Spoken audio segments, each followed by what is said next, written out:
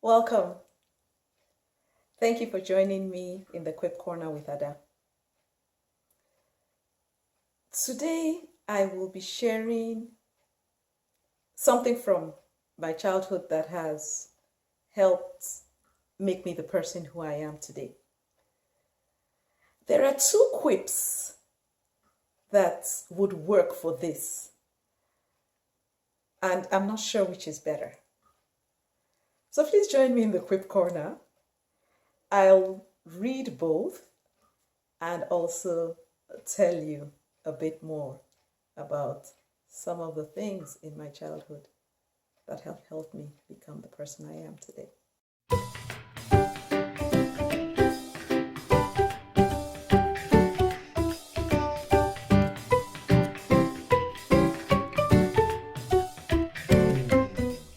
Welcome to the Quip Corner. So, are you ready? Okay, listen up. The first quip I'm considering is quip 59 in my second book, which says, parents must never be too busy to bond with their children. Parents must never be too busy to bond with their children. And I like the picture I found for it. It's a picture of a man rollerblading with his children. Needless to say, I tried to learn how to rollerblade. I think I made some progress. I don't think my instructor's son would agree, but I tried. I think that's all that matters. Trying, you think? No, you need to succeed. The second quip I was considering for this video is quip 90. And that's the picture at the bottom. Interesting. Both pictures are at the bottom of their respective pages. And it says, family bonding should be a beautiful benefit, not a boring burden. So, quip 90 says, family bonding should be a beautiful benefit, not a boring burden. And quip 59 says, parents must never be too busy to bond with their children. So, let me tell you a bit about my upbringing. When we were young, because of the kind of work my father did and because of where we lived, we had several road trips. It was something we all looked forward to. There were so many things I learned during those road trips. Basically because they couldn't keep me quiet. I was always asking questions. I always had a question about something. And I'd ask a question, why do they have number plates? Why do the vans have a particular number? What's that on the side of the road? And, there were so many different questions I had. And with every question I asked, thinking about them now, some of them were silly. Well, the adults may have thought they were silly, but my mother never thought that. She always gave me an answer. And the interesting thing about that answer was she never gave me a go away, don't disturb me answer. She gave me an answer that caused me to learn something new. One example was when we would be driving and I'd see little pillars on the side. And I'd be like, Mommy, what's that? Why does it say 120? Why does the next one say 110? Why is this one saying 90? The last one said 110. And she said, those are milestones. They tell us, how much further we have to go. Ooh, I just dated myself because milestones are, doesn't matter.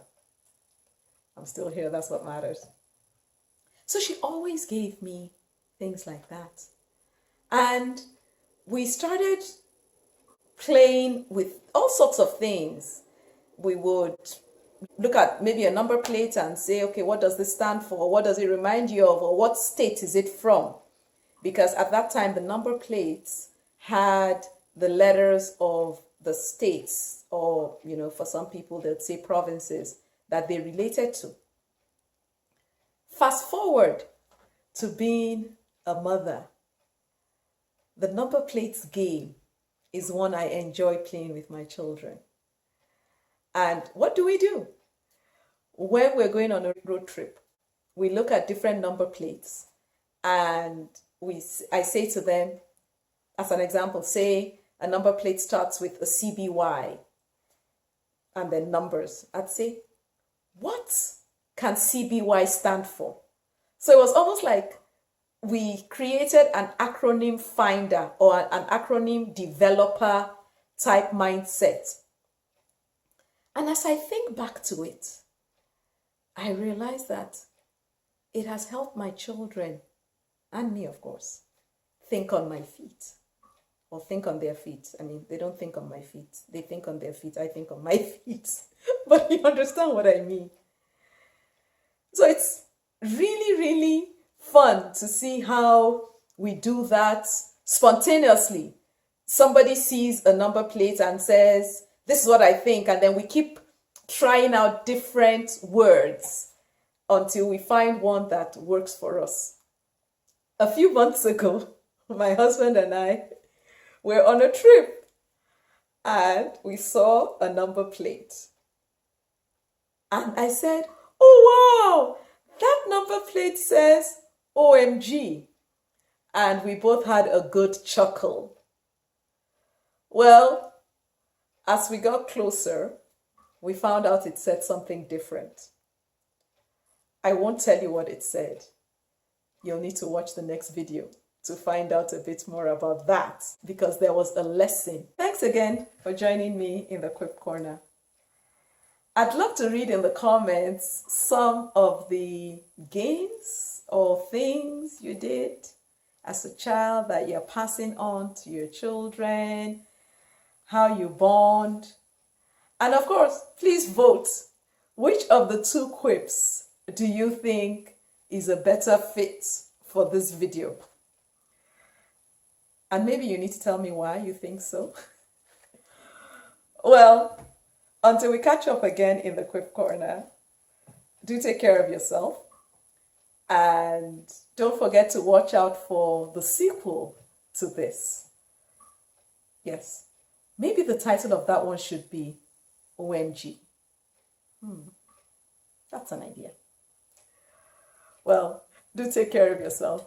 And if you haven't already done so, please subscribe and share the link with others so they can also enjoy the time in the Quip Corner, and subscribe, hopefully. Bye now.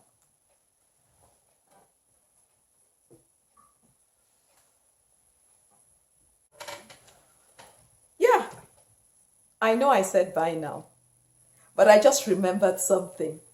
Actually, a very recent example of thinking on your feet. One of my children said to me, Mom, what do you call a successful vegetable garden?